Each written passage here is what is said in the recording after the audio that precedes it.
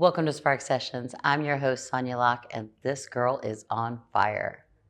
Today's guest is a visionary, rewriting what it means to age with dignity in America. Deka Dike is the founder and CEO of Omatochi, a rapidly scaling health tech company transforming elder care through holistic support and innovative technology. An immigrant who came to America with a dream and a relentless determination. Deka built her life and career from the ground up, turning resilience into her greatest asset. Her mission was not born from strategy decks or market trends, but from a personal crisis. She watched her father's health decline from across the globe and witnessed her mother becoming a caregiver overnight without clarity or support. Deka took that pain and turned it into purpose, building an elder care model powered by transparency, dignity, and connection. Her leadership has earned her global recognition, including EY Entrepreneur of the Year for the Bay Area and memberships in Forbes BLK.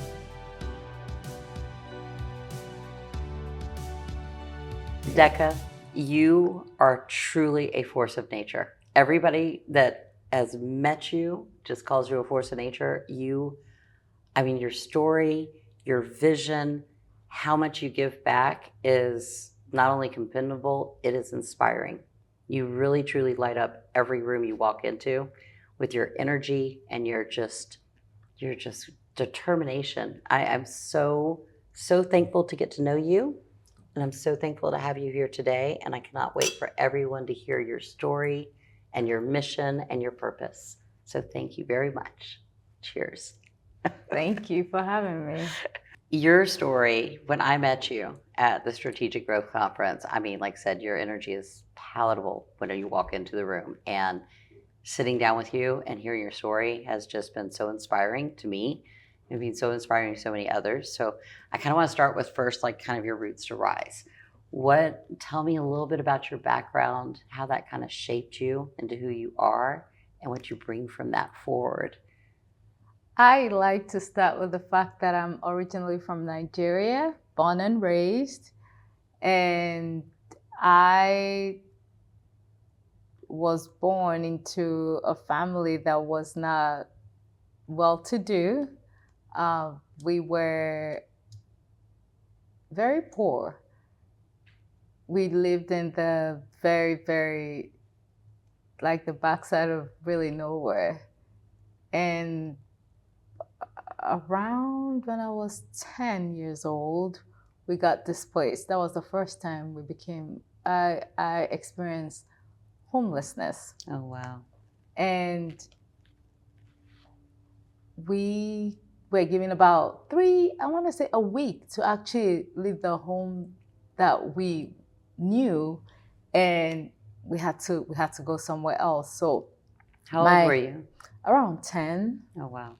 Or so. And my parents, we packed as much as we could. And what I remember most about that period was us, putting everything we owned in a truck and driving away, but we couldn't take everything, including my pet at that time. And I saw her running behind us and trying to catch up to us. But yeah, that was very, I think, traumatic for me. And yes, that's what I remember most about my childhood growing up in Nigeria.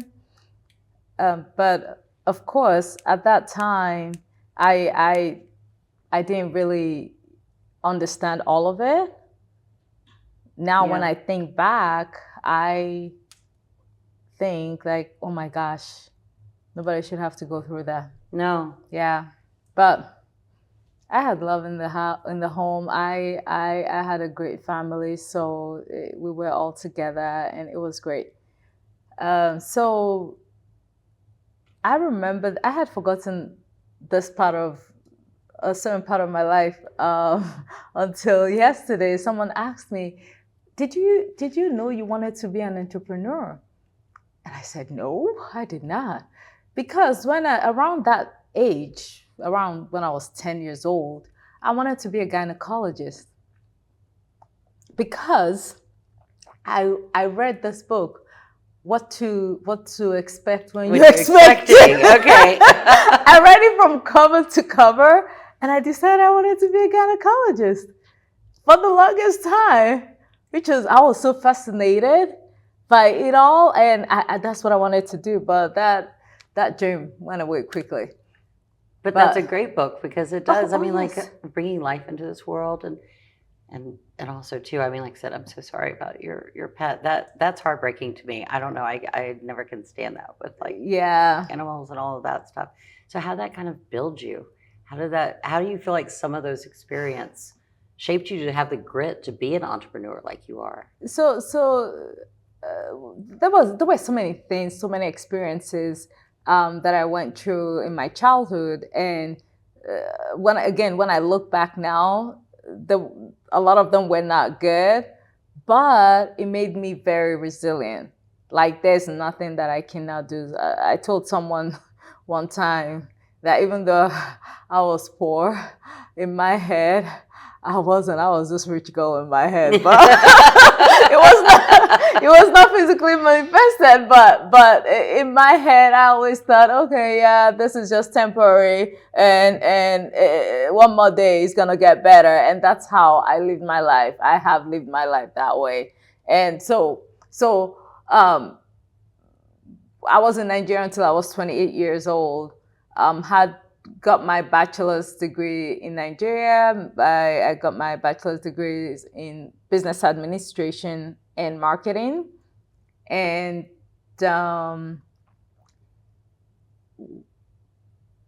I had an accomplished life at some point in Nigeria right before I came to the US. I was engaged to be married. I was pregnant with my first child, and everything was great until right before I wrote my final exams, I had a miscarriage. I was 5 months pregnant. I had a miscarriage, and it was very painful, like physically, mentally, all of it. It was really painful. And my mom did not even know that I was pregnant because I didn't tell her. I went to visit her, and while I was with her, I started bleeding. I went to the hospital. My fiance was in a different state because we lived in a different state. And so I went to the hospital, and they said, hey, your child is not developing, or the fetus is not developing, so we got to take that out. So they gave me this pill to get it out. So I went back home, and when I got home, I was like in a pool of my blood. Oh my So God. I called my mom. I said, hey, you got to come home because I'm having a miscarriage. She's like, are you pregnant? And I said, I was. So she came back home, and she saw me on the floor in a pool of my blood, and she was really scared. And again, I don't know what I was thinking, but that happened. But that wasn't the worst part of that period for me, because 3 days later, my fiance also passed away. And I thought I was gonna die. How does someone get through that? I mean, that is both levels so traumatic. I mean, like, how did you find the strength to get through those two tragedies? I had my mom. My mom was right there with me every step of the way.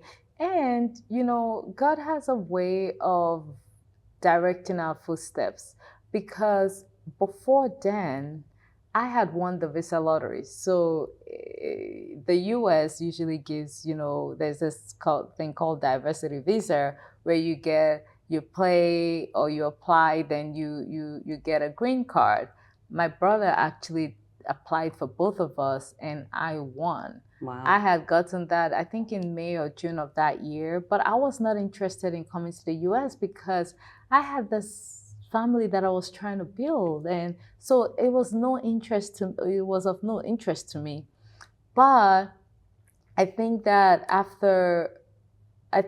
God actually allowed that to happen because that was my escape after everything that happened. I needed to leave that whole space. So I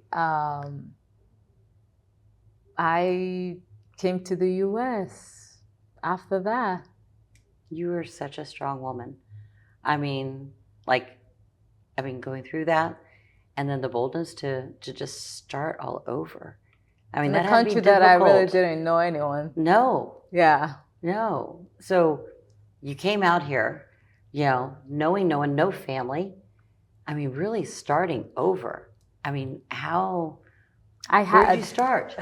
So I did not realize that the plains were as cold as they are. Mm-hmm. And of course, I was coming from a humid country where it was really hot. I had this jacket, I bought this jacket, and I thought, okay, it is warm enough. So I get on the airplane, and I almost died of cold. Where did you go to first? What state did you go to first?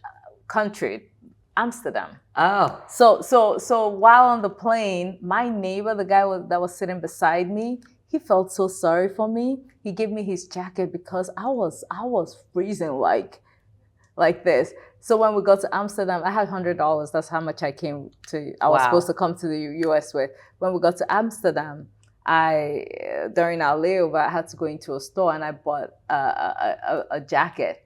I spent $70 to buy a jacket because I'd rather do that than get on the plane and not have like warmth. So by the time I got to the US, I had about $30 in my pocket. That's how much I came into this country with. Yeah. So what did you do? I mean, wow. I'm still in shock because that is like so bold, and I cannot imagine the fear or anything that you have going through. You come here with $30 and you're totally different country, totally different culture. Yeah. No support system. Different culture, but I was lucky because my mom's best friend and her family, they lived in the Bay Area, and they were gracious enough to take me in and help. They picked me up from the airport. I stayed with them for about 9 months while I got my footing. So that was, I'm very thankful for that. How did you take your first steps here? Like, what did you start with your career and building a life? So when I came in, I started looking for a job, of course. And the first job I got was this marketing company. They help sign people up for cabinet refacing. So when you go to Home Depot, you know how you see people outside Home Depot and they ask you, are you a homeowner? Are you interested in cabinet refacing? That was me. I went to that. I went for my orientation and they said, hey, you have to sign people up. You get a number and we'll pay you $20. I was like, oh, that's it. You get someone to give you a phone number and you pay $20. I can do that. So I was really good at that. And it was a great way to actually immerse myself into the culture and meet people. And I did that very, very well. I did that for about 2 months and I got sick with malaria. In Nigeria, malaria is something that happens all the time. Like, it wasn't a big deal. But here, I didn't know that it was such a big deal here. And I got malaria and everybody was like, you can't say that because you're going to get quarantined. You say you have malaria. And I didn't have the medication for it. So I had to just live through it. Like, I had to, I think it lasted for like almost a month. Of course, I quit that job.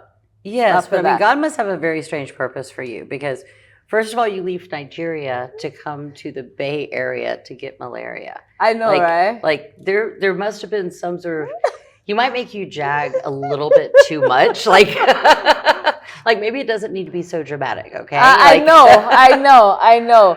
Then after that, I couldn't find a job for like 8 months. Then the next job I find was, it's not like I didn't look. I went everywhere. I went to Burger King. I went to to what's the company, the one with the CD rentals, what that got so Netflix? Not Netflix, the old one. Oh, Blockbuster. Blockbuster. Yes. Yes. I did go there and they said, no, we can't hire you, you're overqualified. I'm like, I just got to this country. How am I overqualified? I've never worked here.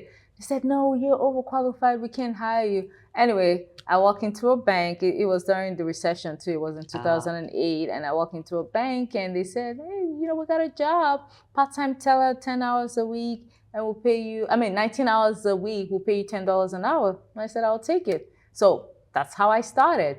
I started as a part-time teller.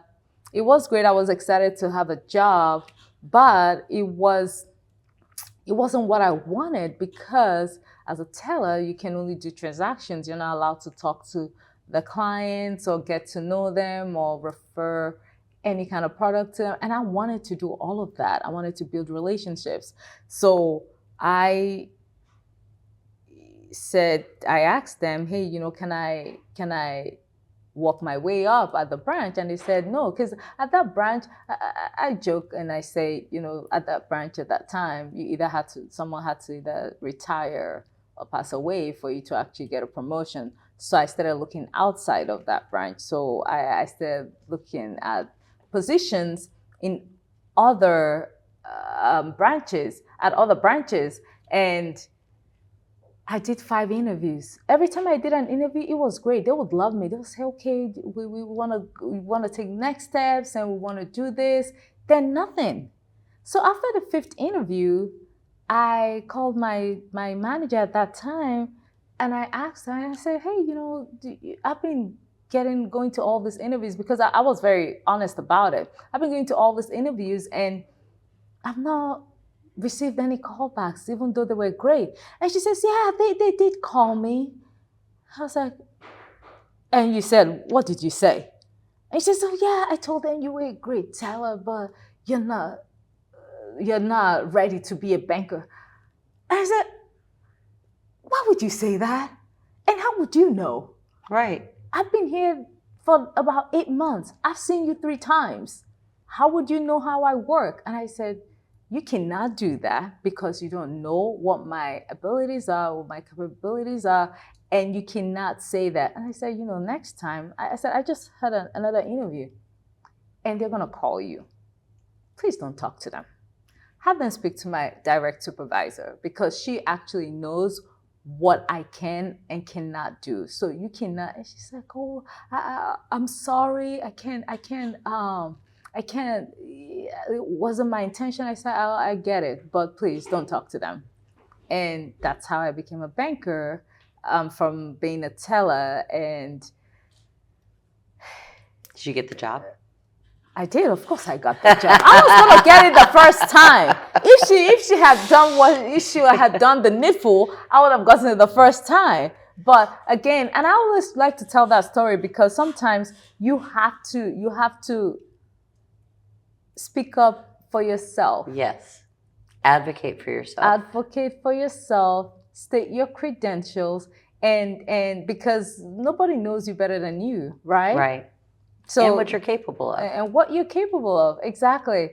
So, and that's how I got the banker job. And between that time and when I became a VP at the bank, it took me around 18 months to do that. Because You became a VP in 18 months? Between the time that I was a teller, I left the branch, to when I became a VP, took me 18 months. How did you do that rise? I just did not want to. I'm going to take that back. I think that when I came into this country, I think that there was this fear of never wanting to ever go back to being poor or being without, because I've experienced that.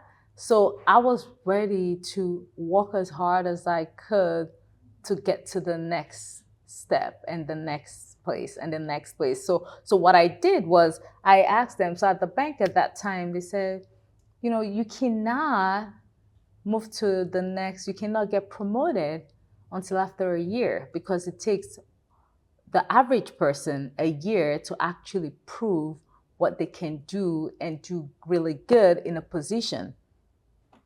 That's how long it takes an average person. And then I'll ask them, I said, so what is it that you expect from the average person?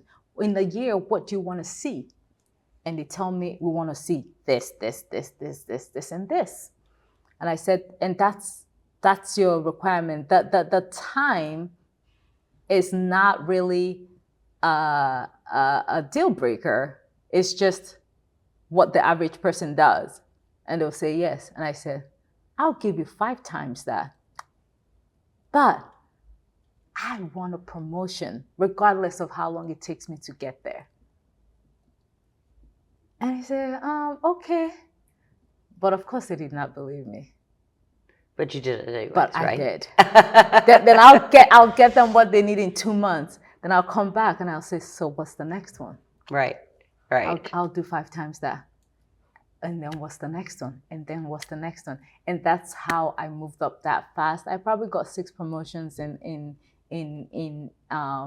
that time to get to become a VP at the bank. And during the time that I was at the branch, my manager got fired, but I had been learning everything she was doing. I was soaking up everything. So I knew how to do her job. So when she got fired, automatically I took over, and the branch actually started doing really, really good, even because I was trying to prove a point, even better than when we had a manager. So I said, hey, I would like to run the branch. I said, no, you just got here. How can you don't have experience? I said, you know what? I know that I don't, but I think I can do it. And they said, no. So I had an opportunity to go to a different branch that was brand new, but they were not doing well. And what I didn't realize at that point was they had asked every other person in that market to go take over that branch, and they all said no. But when they came to me, because I kept asking, I said yes. And I went into the branch, and I took that branch from the lowest performing branch in the region to one of the highest performing branches in the country. Wow. We got, so the bank usually has this pinnacle awards where you're top 10%, then you have the top 1%ers. And we got top 1%. Wow. You showed them, didn't you? For sure. So why did you leave banking? So in 2011, my dad came and my mom came to visit me. I got married and they came out to visit. They attended my wedding. They were with me for about 6 months. Then after that, they went back to Nigeria and he got sick. My mom became his primary caregiver. And that was the first time I experienced, caring for a loved one. It was difficult for me because I was far away. It was even harder for my mom because she was just trying to, keep my dad alive. She didn't understand all the different appointments or the medications. She will call me and give me all these medications that they're giving him, and I'll go Google them or call my doctor friends to try to figure out what is really going on with him. And he didn't make it. He died the day that they were supposed to fly out here. The airline would not even let him get on the plane because he was so sick. So they took him straight to the hospital from there, and he passed away. And my mom, after the funeral, I brought my mom, and she's been with me ever since. So I've been taking care of my mom since that time. Thank God she's healthy, but she's been with me. So that was the first time I experienced that. So in 2018, I decided to go back to school to get my MBA. Not because I wanted more money, not because I wanted a promotion, because I was already getting that, but because I wanted to experience the American school system. So I went to Cal State East Bay, got on the executive MBA track in international business. It's called MBA for Global Innovators. Part of the program was an immersion trip to China. Just an immersion trip to any, a country outside of US, but for us, it was China. So when we went to China, I love the way they did business because we went to 10 companies in 2 weeks, and it was so fascinating. Things worked so fast, and you could put something in place and it's approved right away, or like things worked really fast. I wanted to do business in China. So I started talking to people, and something that stood out to me was the aging population problem. So in China, they had the one-child policy that spanned for over 3 decades. And right now you have a child with a set of parents and 2 sets of grandparents, and they have to take care of them because in China, you're legally and culturally obligated to do that. Wow. So I decided that was the problem I was going to solve. But I didn't want to live in China, though. I had in my head, which I still would do at some point, that my clients were going to be the first generation Chinese Americans in the US, because what was happening was that these children are leaving China to come to places like the US for greener pastures, right? And so I set up this partnerships with schools and talent agencies to just set up our operations there. I had a director of operations to help, and I went back to China 3 times that year. This was in 2019, and we were supposed to start in February of 2020. We all know what happened. Yeah. The pandemic hit. Yeah. And I couldn't go back. But I kept working on this. I kept trying to do this because I was so invested. I've done so much research. There was actually a World Bank report that it was almost 500 pages on aging in China. I read it cover to cover because I really wanted to understand the problem. And in May of 2020, I graduated from my MBA program, and I was still working on this. Mind you, this company was my capstone in school. So I decided to use this as my capstone, and that's how I was able to do so much research around it. In September of 2020, I enrolled in a pre-seed accelerator, and I only enrolled because as part of my capstone, and there was a pitch competition when I was doing my MBA. I actually won an entry or certificate to go to the pre-seed accelerator. I didn't know it was going to be so difficult. It's called Founder Institute, and the stats are crazy. They had 1,300 applications. 140 people were admitted into the program. Only 24 graduated from the program. That's how difficult this program was. It was insane. And I was working full-time at that time at the bank. I had 2 kids that were below 6, and they had to do online schooling, right? I found out quickly that I was not meant to be a teacher, because during that time, it was so difficult to try to, have them, pay attention and help them with schoolwork. But I did it.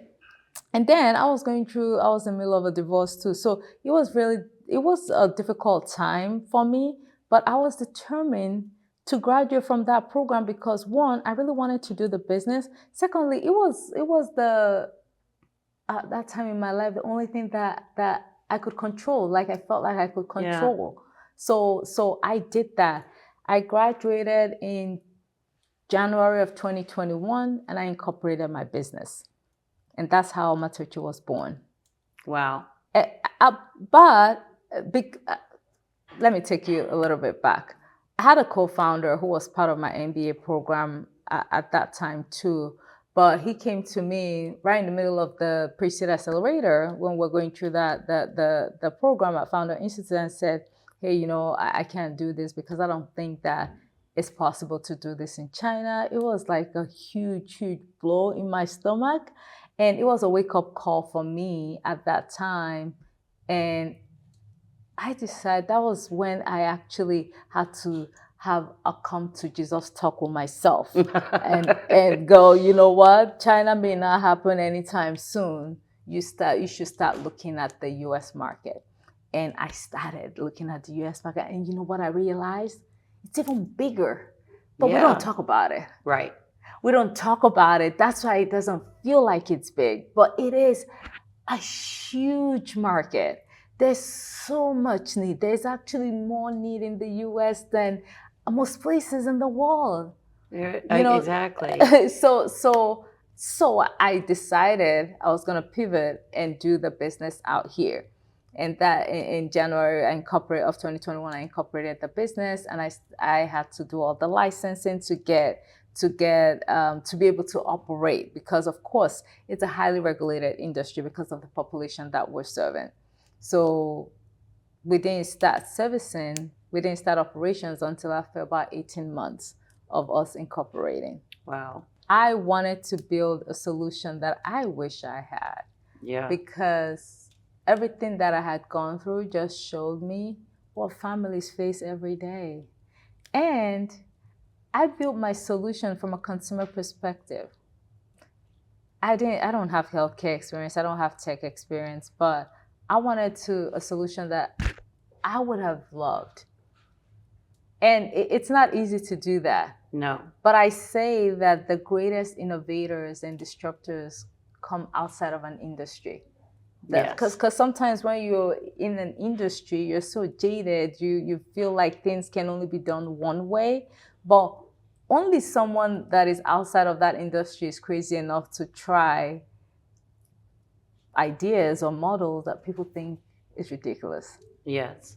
And your model is brilliant. And I mean, like, what kind of resistance did you face? I mean, I guess we talk a lot about the burn, and your whole life has been a burn. I mean, like, like when I sit there and talk about like the burns and challenges that we faces and make successes from them, I mean, what a successful business that you have built and what a need there is in the US. But I mean, the challenges that you must have gone through to get that business up and running, how did you get through those? So one thing that I was told from the onset was that I needed to do my business. I needed to focus on my business full time so that I could raise money, right? Everybody needs outside capital unless you have like a trust fund or something, which I didn't have. You need to raise money to build a business. So, but I couldn't do that because I had 2 kids and my mom that depended on me. I could not quit my full-time job to do a business, as passionate as I was about it, especially because I was passionate. So I was not delusional to what was stacked against me. I was very, very, very, very realistic. So I decided earlier on that I was not going to use the same playbook that everybody's using because I know that it would not work for me. Right. I'm an African American. I'm an immigrant in America, African American with an accent. There are so many things that and that's the reality. It's not right, but the reality is people that look like me are not funded as much. No, they're not. So I had 2 choices. I either go around begging people to fund my dream, which I know that 90% of the time or 95% of the time they will say no, or work and fund my dream. And I decided to bet on myself. So I worked and I funded my dreams. It was not easy. It was not easy because in that time, I've had people actually show up and make assumptions about me even without talking to me. I've walked into a room, I'm the only person that looks like me in that room. I always tell the story. I had this lady that, this was during the pandemic, everybody was meeting virtually. Her niece wanted me to meet her because she was this influential person in the elder care industry. And I don't think she knew what I looked like. We get on camera, 10 minutes into the conversation, and she says to me, I admire what you're trying to do. I admire the problem you're trying to solve. However, people that look like me and my friends would never pay for your services. Oh my goodness. I am not even making this up. You should make your solution more ethnic. Wow. Wow. I can't even believe that even can happen in today's day and age. It did. And your solution, it solves all ethnic problems. I mean, all ethnicities. It is a solution for aging, which we are all aging. Yes. And I went all the way left. Yeah. On her. And I said I did it in the most respectful way. I had to scold her, because for her to say stuff like that, that's mean she's been saying it to people and she's been getting away with it. Yeah. And I said, you are a woman in this world. You may not have my skin color, but you're a woman in this world, and you know how hard it is for women. And you're supposed to be this mentor helping younger girls or women. And you coming to me, you met me 10 minutes ago, and you're trying to tell me what I can or cannot do. And I said, let me state my credentials to you. And I started going, and I started going, and I started going, and I went, and I went, and I went. And I said, you cannot tell me what I can or cannot do. And I said, next time, please don't do that to the next person. Because if I didn't have the upbringing or the background that I had, you just killed my dreams. Yeah. You cannot say stuff like that to people. It is unkind to do that. And she says, oh no, that's not what I was trying to say. And I said, listen, you did not stutter, and I understand English very well. So you said what you said. And I said, you cannot do that. And at that point, and people sometimes say, hey, you should just let it be when people say stuff like that.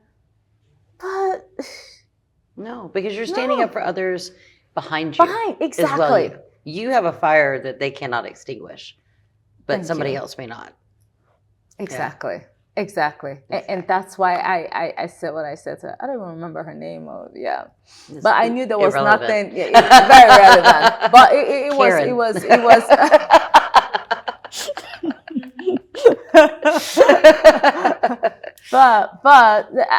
And that's just one story. But there were several stories. And what I never did was, I never thought that someone was treating me differently because of the way I looked. I always looked at myself and looked at what is it that I could be doing better. And I did that. And I think that's what actually has gotten me this far. Because if I dwelled on what I thought other people were thinking, then I wouldn't be here. Well, I think also too, you talk about you do what you feel to make yourself better. Exactly. Which is the most important thing. Exactly. There's no point trying to please the others. Exactly. Make yourself the best. Yeah. I love that.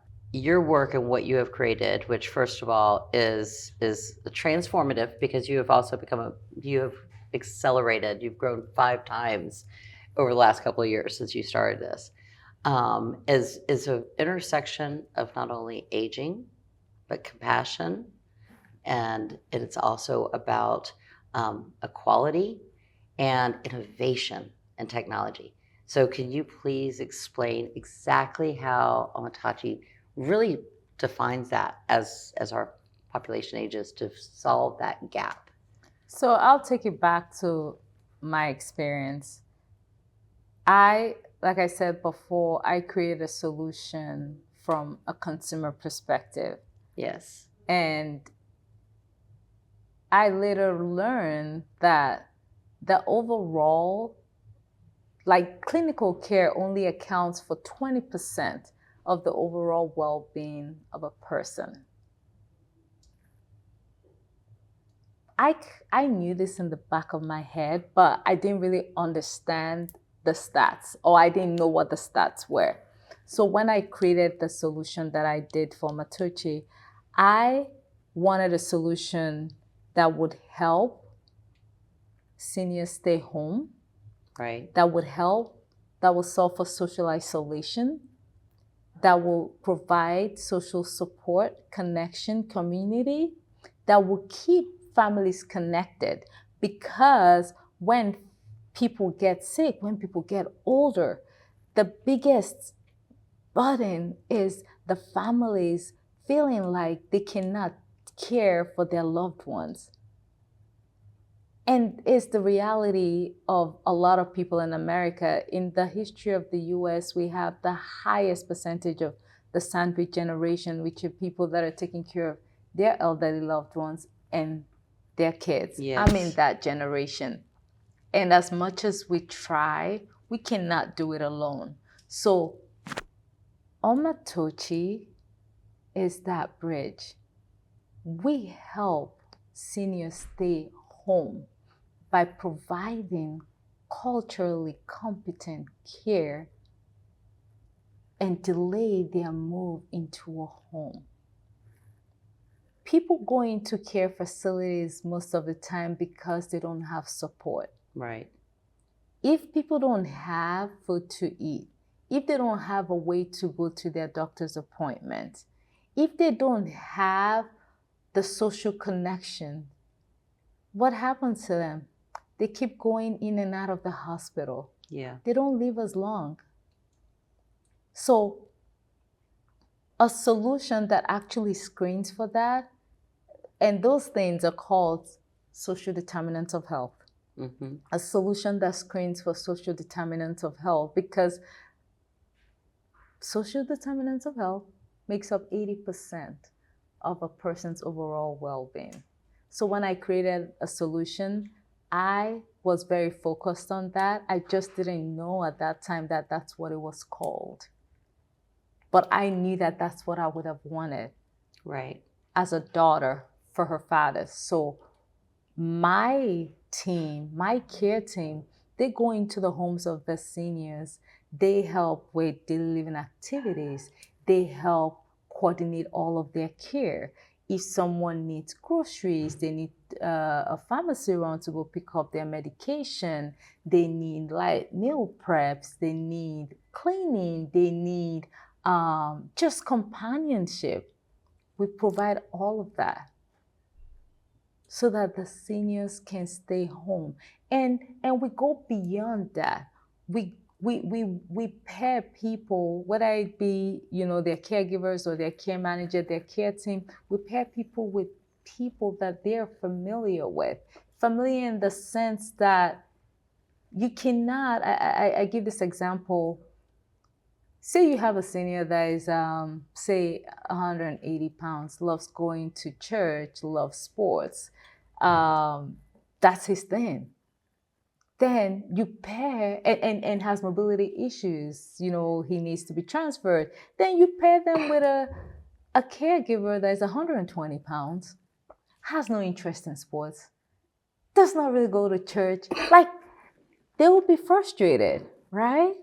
Making sure that we pair the seniors or, the elderly with those that actually have similar, likes and lifestyle as they do, so that they can enjoy being with each other. It's not just someone coming out to take care of them, because for someone that has been independent all their lives, it's really difficult to accept help. Yeah. We see that all the time. And so whatever we can do to make them more receptive, that's what we do. We make them feel like they're part of the decision. they have to like who is coming into their homes. They have to like us. They have to be open to having us in their home so that we can help them. Same with the families. We have to also have the families involved in their care. So we do all of that to make sure that people actually age in place. So it's one thing so families actually, again, we can't do this alone, but there's that guilt, right?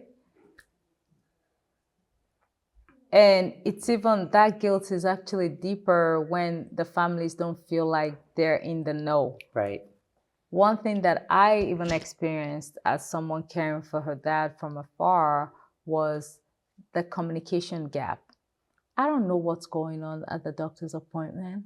I don't know. Like, I asked my mom, she doesn't know either, because she doesn't understand all of that. And two, she's not in the headspace to actually understand it. So there's that huge communication gap. So our technology helps keep families connected. It's very simple, where we're taking care of your parent, and you're able to pull up our app and see, hey, mom ate eggs this morning. She had 30 minutes of exercise.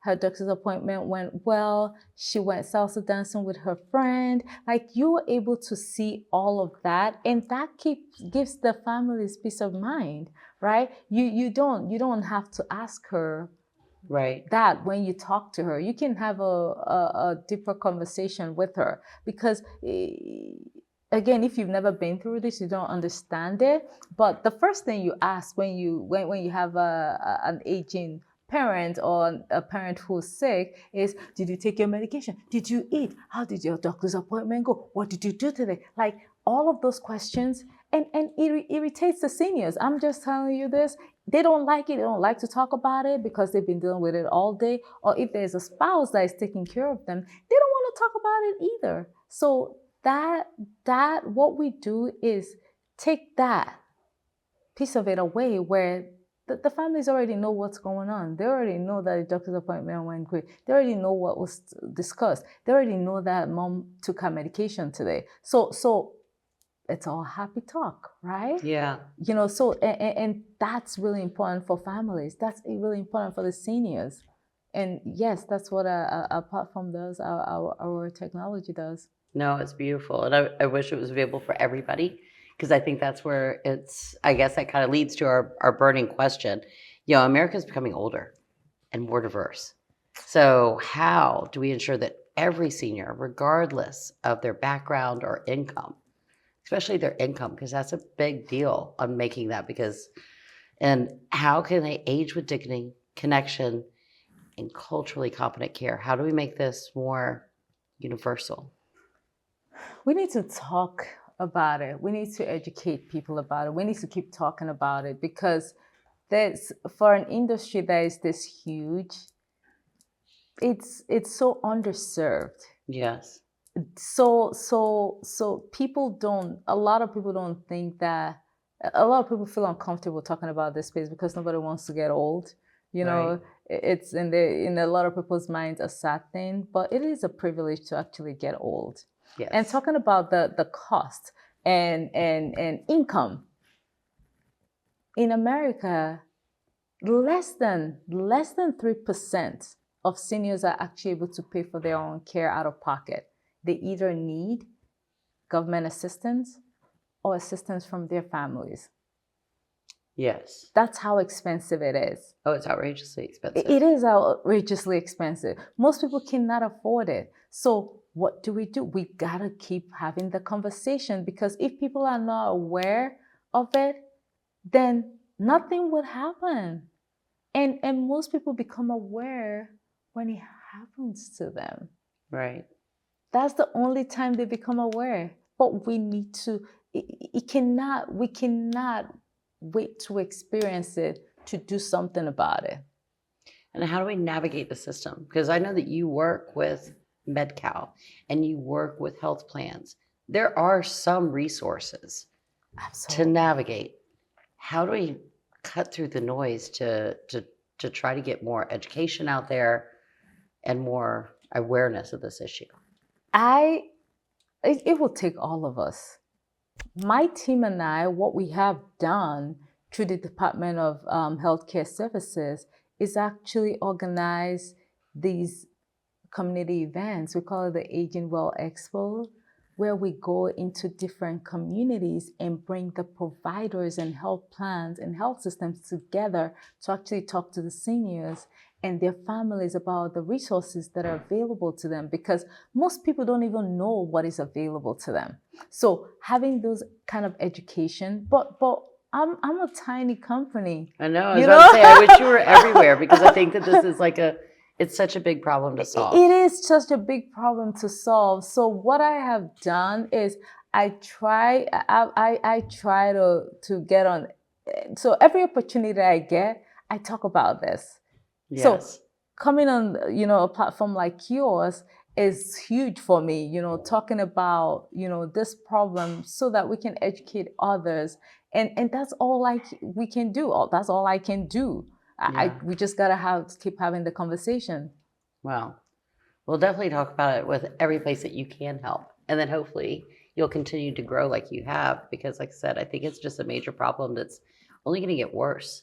It's right? not getting smaller. It's like, 1 in 5, I think, are over 65 in America right now. That's a lot. In 2030, over 20% of the population will be over 65. So this is, I think, the most important part of Spark Sessions. And I think that you definitely are a legend already, and you definitely will be. And you have a great legacy that you've left behind. I mean, you've inspired so many more, but go back to your younger self. What would you want to say to her? Or look at your daughters. What do you want them to learn from you? What's the most important advice you can give? The first thing that comes to mind is, nobody can tell you what you can or cannot do. No, you're living proof of that. You cannot let others dictate what your life should be, and for me, what I say to a lot of young girls that I mentor is, if I can do it, so can you.